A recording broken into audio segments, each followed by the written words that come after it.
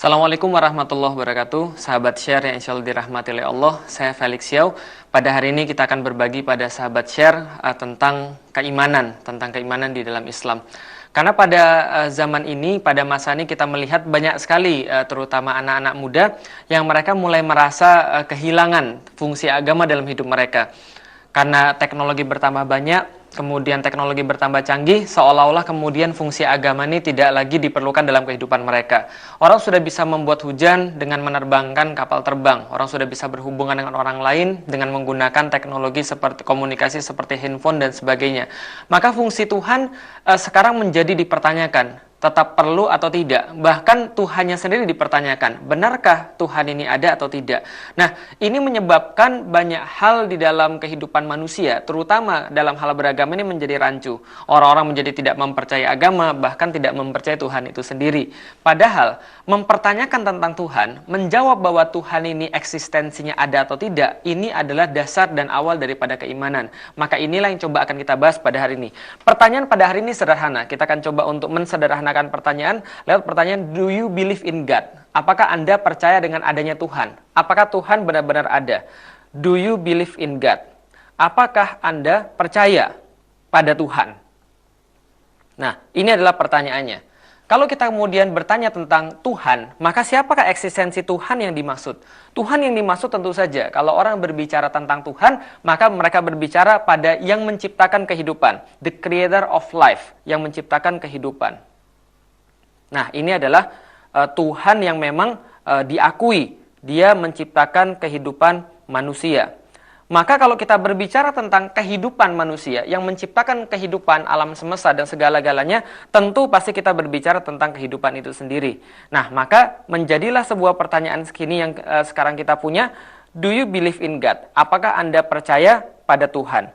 Kalau seandainya kemudian kita mempercayai, maka ini adalah dasar daripada keimanan. Tapi kalau kita tidak mempercayai, maka tidak ada yang namanya keimanan. Apakah Anda percaya dengan Tuhan? Nah, untuk menjawab pertanyaan ini sederhana. Kalau gitu, dari mana asalnya kehidupan? Orang-orang banyak sekali menjawab tentang asal daripada kehidupan. Yang paling umum ketika kita melihat di SMP, SMA, maka kita berbicara tentang kehidupan, pasti Anda ingat salah satu daripada gambar ini. Misal, Anda kemudian disuguhkan sebuah gambar bumi. Yang bumi ini kemudian ada laut di situ. Dan laut ini terdapat banyak sekali organisme, banyak sekali atom-atom di situ, banyak sekali senyawa-senyawa yang menurut orang-orang pada zaman dahulu, senyawa-senyawa ini dikenai oleh listrik, dikenai oleh lightning, dikenai oleh kilat dan sebagainya, sehingga seluruh barang-barang yang ada di sana, subprimordial itu membentuk suatu organisme dan diakui organisme terawal adalah ikan. Somehow ikan ini kemudian merasa bosan ketika tinggal di lautan, kemudian dia menumbuhkan kaki. Ini adalah dongeng yang kita dengar di sekolah. Kemudian setelah dia menumbuhkan kaki, dia kemudian pergi keluar daripada lautan dan dia kemudian menumbuhkan kaki yang lebih kuat, lalu tiba-tiba dia bisa berdiri ikan ini, kemudian dengan kakinya, lalu kemudian dia bisa terbang. Nah, dari ikan kemudian berkembanglah menjadi hewan-hewan yang lain. Maka ini adalah kemudian dongeng. Atau mungkin kita juga pernah lihat, kita juga pernah mendengar tentang gambar seperti ini. Jadi ada monyet yang kakinya sama dengan tangannya, kemudian dia tiba-tiba bisa berdiri tapi agak bungkuk. Somehow juga tiba-tiba dia bisa berdiri, lalu kemudian kita melihat dia pakai topi, lalu dia bawa tas kerja. Ini yang kita kenal sebagai evolution. Ini yang diajarkan kepada anak-anak kita di sekolah, yang memang kita pun diajarkannya. Teori evolusi sampai sekarang menjadi titik tolak daripada pertanyaan, dari mana asal manusia? Ternyata menurut mereka setelah diurut-urut, asal manusia awalnya adalah dari kera berkembang dari binatang-binatang yang awalnya dari laut, kemudian mereka berkembang menumbuhkan kaki, mereka menumbuhkan tangan, mereka menumbuhkan segala yang diperlukan untuk hidup di darat, akhirnya mereka bisa beradaptasi di darat dan sebagian mereka jadi manusia. Ini yang kita terima. Kalau gitu mari kita urut lagi. Pertanyaannya kemudian adalah, sebelum adanya monyet, sebelum adanya yang lain-lain, lantas dari mana itu semua evolusi dan sebagainya? Maka kita bisa menjawab lagi, bahwa kalau kita berbicara tentang evolusi, kalau kita berbicara tentang perkembangan hidup manusia, maka kita berbicara tentang awal mula manusia. Ada seorang saintis, seorang ilmuwan yang kemudian meneliti tentang asal mula daripada seluruh kehidupan, bukan hanya manusia, tapi alam semesta. Ternyata apa yang mereka dapatkan? Yang mereka dapatkan adalah ketika mereka meneliti bintang, planet, benda-benda alam lainnya, yang segala sesuatu yang di atas muka bumi, segala sesuatu ini ternyata menjauh satu sama lain. Nah, ini yang mereka dapatkan. Ternyata melalui penelitian mereka, para astronom bersepakat bahwa seluruh benda-benda bumi ini saling menjauh satu sama lain. Mereka saling menjauh, saling berpisah satu sama lain, atau mereka saling mengembang. Pertanyaannya adalah, kalau berdasarkan dengan waktu, ketika waktu semakin berjalan, maka mereka semakin mengembang, maka pertanyaannya sederhana. Kalau seandainya waktu diputar balik, lantas apa yang terjadi? Kalau semua diputar balik, maka yang terjadi harusnya adalah mereka harusnya semakin mengerut. Mereka semakin mengecil. Mereka semakin menyatu. Ini harusnya yang terjadi. Apabila kemudian diputar lagi waktu terus-menerus lebih awal lagi, dan lebih awal lagi, maka yang tersisa di antara itu semua adalah satu titik tunggal. Yang satu titik tunggal ini mereka sebut dengan titik singularitas. Yang dari satu titik tunggal ini kemudian jadilah satu titik tunggal ini yang kita sekarang kenal dengan nama Big Bang. Sebuah ledakan yang kemudian membentuk seluruh yang kita lihat pada saat ini. Maka seluruh yang kita lihat pada saat ini, alam semesta, manusia, kehidupan, dan isinya sejatinya berasal dari satu titik tunggal. Yang meledak, kemudian terjadilah semua ini. Nah, apa di balik semua itu? Tentu kita akan lihat, dan tentu kita akan bahas lebih lanjut lagi. Tetap bersama kami Sahabat Share, insya Allah kita akan lanjut lagi. Sahabat Share, kembali lagi bersama saya Felix Xiao. Kita masih membahas, do you believe in God? Apakah Anda percaya pada Tuhan? Maka kalau kita berbicara tadi tentang seluruh kehidupan, maka kita mendapatkan satu kesimpulan. Bahwa segala sesuatu yang kita lihat, sesuatu yang ada di muka bumi ini, manusia, kehidupan, alam semesta, seluruh benda-benda alam yang kita lihat, ini berasal daripada satu titik singular yang kemudian meledak. Yang kita kenal dengan nama Big Bang. Nah, kalau gitu, seandainya Big Bang ini adalah sebuah titik yang kemudian meledak, menjadikan segala sesuatu yang ada di muka bumi ini, maka secara fisika dapat kita lihat bahwa Big Bang ini adalah dari sebuah titik yang kalau dalam fisika, titik ini volumenya adalah 0. Karena kalau seluruh alam semesta yang tidak terbatas ini mengerut jadi satu, maka kita bisa katakan volumenya 0. Tapi massa daripada titik ini tidak terbatas. Ini adalah kemudian yang dikenal dalam fisika sebagai ketidakmungkinan pertama. Bagaimana mungkin dalam fisika ada materi yang tidak punya volume tapi punya massa yang tidak terbatas. Sedangkan setiap yang punya massa pasti punya volume. Dan setiap yang punya volume pasti punya massa. Tapi kita harus menerima ketidakmungkinan yang pertama, bahwa ada satu titik di mana massanya tidak terbatas tapi volumenya 0. Inilah awal cikal bakal daripada Big Bang. Kemudian dari Big Bang ini kemudian dia meledak, dia kemudian menyebar ke segala arah, dan kemudian dia menghasilkan dari awal kemudian ini adalah kondisi pertama, volumenya 0 tapi massanya tidak terbatas. Kemudian dia menjadi kondisi kedua, volumenya tidak terbatas dan massanya sama-sama tidak terbatas. Ini adalah Big Bang. Nah, pertanyaan kemudian, ketika Big Bang ini terjadi, mulai dari yang massanya tidak terbatas tapi volumenya 0, menjadi volumenya tidak terbatas dan massanya tidak terbatas, lantas apa yang terjadi? Meledak. Makanya namanya bang, dia terjadi ledakan. Yang mengherankan para ilmuwan adalah justru setelah terjadi ledakan ini justru terjadi order, justru terjadi sesuatu yang teratur. Kalau kita kenal dalam hidup kita, setiap ledakan menghasilkan ketidakteraturan. Studio ini misalnya, kalau kita pasang dinamit di studio ini, lalu kemudian kita ledakkan dinamit ini dalam studio, tentu setelah meledaknya dinamit, tidak mungkin ada studio yang lebih bagus. Pasti ada kekacauan, pasti ada chaos. Nah, maka di dalam kemudian Big Bang, kita lihat justru ketika ledakan ini terjadi, tidak terjadi chaos, tidak terjadi kemudian kekacauan. Yang terjadi justru sebaliknya, keteraturan seperti yang kita lihat sekarang ini. Maka, ketika orang-orang mempertanyakan kembali tentang Big Bang, sangat banyak sekali pertanyaan kita pada hari ini, maka mereka bertanya, berapa kemungkinan bahwa segala sesuatu ini terjadi kebetulan? Bahwa setelah ledakan Big Bang ini, bang, semua terjadi teratur. Berapa probabilitas? Berapa kemungkinan probabilitas terjadinya segala sesuatu lewat kebetulan? Atau menjawab pertanyaan kita pada awal, do you believe in God? Berapa kemungkinan Tuhan tidak ada? Berapa kemungkinan alam semesta dan seluruh isinya terjadi secara coincidence, secara kebetulan? Maka probabilitas yang didapat oleh Dr. Roger Penrose, jadi Dr. Roger Penrose ini adalah seorang profesor matematik dari Amerika. Dia sempat memberikan kita sebuah jawaban bahwa probabilitas bahwa seluruh alam semesta tercipta secara kebetulan adalah 1/10 pangkat 10 pangkat 123. 1/10 pangkat 10 pangkat 123. Berapa ini 1/10 pangkat 10 pangkat 123? Saya tahu, pasti jawaban Anda sekian. Itu jawaban yang paling tidak rasional yang pernah saya dengar. 1/10 pangkat 10 pangkat 123 adalah sebuah angka yang luar biasa. Untuk mengerti tentang dunia, untuk mengerti tentang Tuhan, untuk mengerti tentang alam semesta, mari kita bahas sedikit tentang 1/10 pangkat 10 pangkat 123. Apa artinya? Oke, kalau gitu mari kita selesaikan pembaginya dulu. 10 pangkat 10 pangkat 123. Artinya begini, probabilitas 1/10 pangkat 10 pangkat 123. Kalau probabilitas tengah, itu artinya di antara 2 kali lempar, 1 kali dapat. 50%, 50-50. Kalau probabilitasnya 1/4, berarti di antara 4 kali lempar, 1 kali dapat.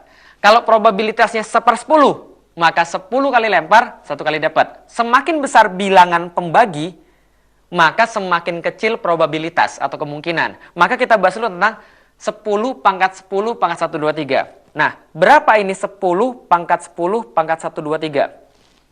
Masih bingung? Bagus. Kalau gitu kita selesaikan dulu. Berapa 10 pangkat 123? Masih bingung juga? Kita sederhanakan. Kalau 10 pangkat 1 sama dengan 10. Kalau 10 pangkat 2 sama dengan 100. Kalau 10 pangkat 3 itu 1000. Anda bisa lihat kesamaan di sini, sahabat share yang dimuliakan Allah. 10 pangkat 4, 10.000. Kalau 10 pangkat N sama dengan, kalau yang tahu polanya, 1 yang diikuti oleh 0 sebanyak N. Nah, jadi 1 yang diikuti oleh 0 sebanyak N. Kalau 10 pangkat 100 berarti 1 yang diikuti oleh 0 di belakangnya sebanyak 100. Kalau 10 pangkat 123 berarti 1 yang diikuti 0 di belakangnya sebanyak 123. Oke, kalau gitu kita coba sederhanakan lagi. Kalau seandainya 10 pangkat 10 pangkat 2, berarti 10 pangkat 10 pangkat 2, maka 10 pangkat 100. Berarti 1 yang diikuti oleh 100 0 di belakangnya. Kalau 10 pangkat 10 pangkat 123, 10 pangkat 123 sama dengan 1 yang diikuti oleh 0 sebanyak 123 0 di belakangnya. Kalau 1 di belakangnya 0 ada 3 namanya ribuan. Kalau ada 4 namanya puluhan ribu. Kalau ada 6 namanya jutaan. Kalau ada 123 apa namanya? Jelas, berarti probabilitas 1/10 pangkat 10 pangkat 123 ini sama saja artinya dengan more than impossible. Lebih daripada mustahil. Lebih daripada mustahil bahwa segala sesuatu yang tercipta di dunia adalah lewat kebetulan. Lebih daripada tidak mungkin bahwa segala sesuatu yang kita tahu sekarang ini lewat kebetulan. Mustahil apabila manusia tercipta lewat kebetulan. More than impossible. Apa artinya?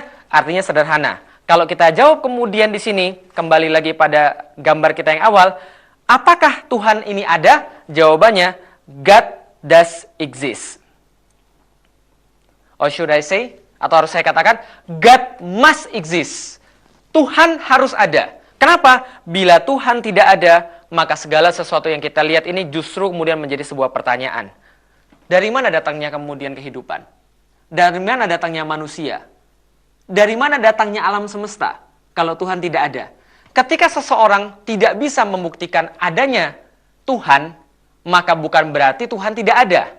Tapi kalau kita membuktikan bahwa tidak ada satupun yang terjadi tanpa adanya Tuhan, atau tidak ada probabilitas sama sekali, maka jawaban kita satu-satunya harusnya ada Tuhan. Harusnya ada eksistensi yang memang menciptakan segala sesuatu di alam semesta.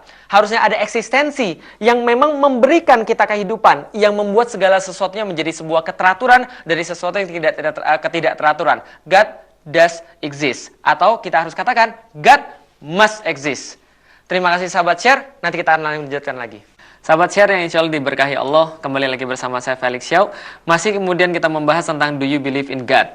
Setelah kita melakukan sebuah pembahasan yang panjang, lagi kemudian tidak terlalu berat tapi simpel, maka kita mendapatkan satu kesimpulan. Tatkala kita berpikir tentang alam semesta, kita berpikir tentang kehidupan, kita berpikir tentang manusia, maka siapapun yang menggunakan akalnya, siapapun yang berpikir, maka dia akan mendapatkan God does exist, bahwa Tuhan pasti ada. Kenapa Tuhan pasti ada? Karena seluruh yang ada di alam semesta, kita tidak bisa membayangkan apabila mereka terjadi secara kebetulan. Roger Penrose misalnya, dia membicarakan tentang alam semesta, membicarakan tentang Big Bang, bagaimana dari satu ledakan yang sangat besar menjadi sebuah keteraturan yang kita lihat sampai dengan sekarang adalah sebuah ketidakmungkinan bila terjadi secara kebetulan, secara coincidence, bila dilihat dari segi probabilitas matematik.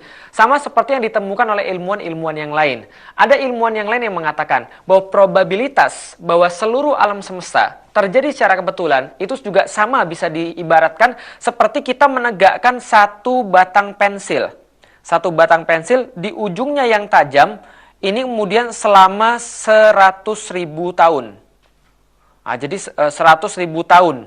Nah, ini kemudian bisakah ini terjadi? Tidak mungkin dia bisa terjadi. Mengapa? Mustahil kita menegakkan satu batang pensil bahkan untuk 1 atau 2 detik saja, apalagi selama beratus-ratus ribu tahun. Maka ini juga tidak mungkin terjadi.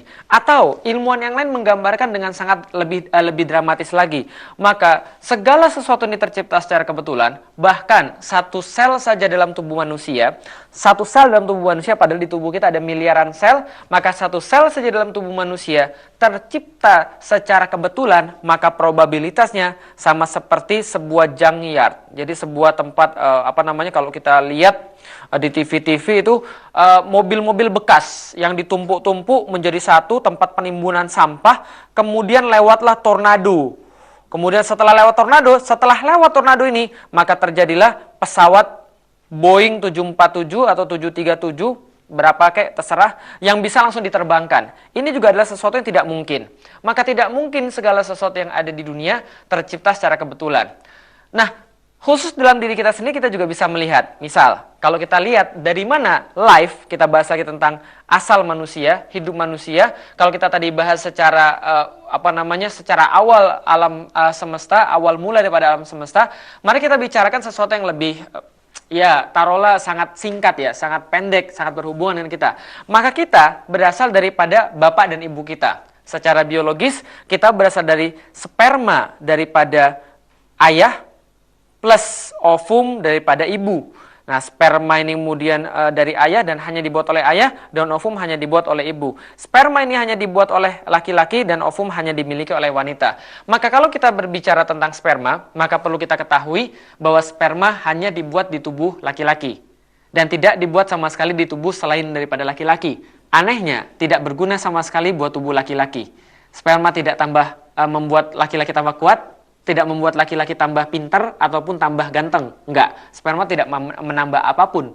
Satu-satunya fungsi sperma adalah masuk dalam tubuh wanita, menghasilkan individu yang baru. Dan perlu saya informasikan, dalam sejarah perspermaan tidak pernah ada cerita sperma keluar dari tubuh laki-laki, masuk dalam tubuh wanita, lalu balik lagi dalam tubuh laki-laki. Artinya, selama sejarah perspermaan tidak pernah ada sperma yang tahu seperti apa dunia yang akan dia lewati dan dunia akan dia jalani. Walaupun itu adalah satu-satunya guna dia. Satu-satunya purpose dia hidup, satu-satunya purpose dia untuk dibuat adalah masuk untuk kemudian tubuh wanita. Nah, tapi ternyata sperma tahu tentang tubuh wanita. Apa yang mereka tahu? Kalau kita berbicara tentang tubuh wanita, maka sebelum mereka masuk ke dalam rahim, mereka masuk ke dalam liang daripada kemaluan perempuan. Dan ternyata di dalam liang kemaluan perempuan tadi terdapat racun, asam yang sangat keras. Ini bisa membunuh sperma ini dalam waktu 3 detik, kalau seandainya mereka tidak menyiapkan segala sesuatu. Tapi apa yang terjadi? Apakah seluruhnya mati terbunuh?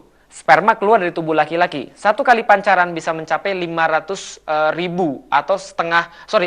juta atau setengah miliar. 500 juta keluar dari tubuh laki-laki, semuanya masuk dalam tubuh wanita. Apakah semuanya mati? Kalau iya, ini pembunuhan terbesar dalam sejarah. 500 juta mati dalam waktu 3 detik atau 2 detik. Tapi ternyata tidak seperti itu.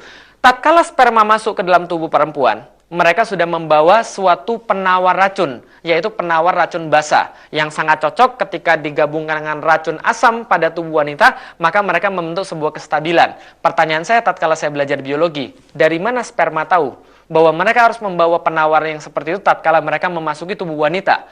Dari mana mereka tahu dosisnya? Dari mana mereka tahu macam racunnya? Tapi ternyata mereka tahu, walaupun kita tidak tahu mereka tahu dari mana. Coba kita ambil kesimpulan, coba kita ambil analogi seperti ini. Kita tidak pernah pergi ke Skandinavia, mungkin mendengarnya baru sekarang. Kalau kita tidak pernah pergi ke Skandinavia, wajar kita tidak tahu jalur angkot di sana, wajar kita tidak tahu makanan yang halal di sana letaknya di mana.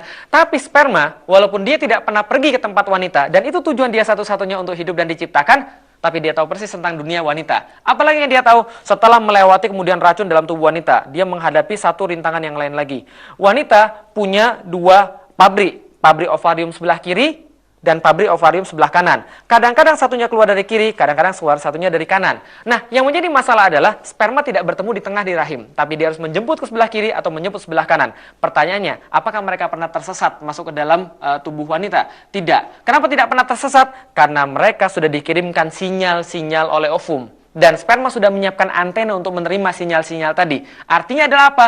Sulit dibayangkan bahwa semuanya terjadi secara kebetulan. Manusia, kita dibuat takjub terhadap dia. Kenapa? Dia sudah pergi ke bulan, dia sudah bikin robot yang sangat canggih, dia bisa melakukan apapun juga, tapi dia belum bisa menjawab pertanyaan, dari mana asal mereka? Kenapa sperma bisa bertemu dengan ovum? Maka jawabannya tidak bisa tidak adalah God does exist. Menemukan Tuhan, Anda tidak perlu beragama. Menemukan Tuhan, Anda cukup dengan menggunakan akal. Ketika Anda menggunakan akal, maka Tuhan itu ada. Bila Anda menggunakan akal Anda dengan benar. Tapi tidak cukup hanya dengan menemukan Tuhan, tapi tentu kita harus menjawab pertanyaan-pertanyaan yang lebih esensi lagi. Kalau sekarang kita sudah tahu, ada Tuhan dalam hidup kita, bahwa Tuhan ada di dalam alam semesta, maka pertanyaan berikutnya adalah, siapa Tuhan itu? Who is God? Tentu kita akan jawab dalam kesempatan yang lain. Saya Felix Xiao, untuk sahabat share, kita merasa senang bisa berbagi. Assalamualaikum warahmatullahi wabarakatuh.